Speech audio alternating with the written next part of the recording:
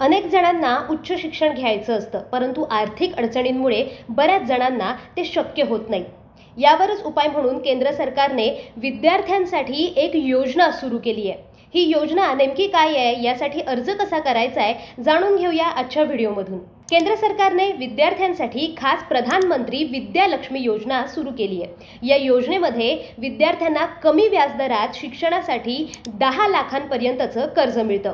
तर 7.5 लाख रुपयांपर्यंतच्या कर्जावर 75% सरकारची क्रेडिट गॅरंटीही मिळते। तसंच कुटुंबाचं वार्षिक उत्पन्न जर 4.5 लाखांपेक्षा कमी असेल तर यात व्याजही द्यावं लागत नाही आणि 4.5 लाख ते 8 लाखांचं उत्पन्न असणाऱ्यांना व्याजदरात 3% सवलत मिळते। या योजनेत कर्जाचा परतफेडीचा कालावधी 15 वर्ष आहे। 10वी आणि 12वी उत्तीर्ण विद्यार्थी या योजनेचा लाभ घेऊ शकतात।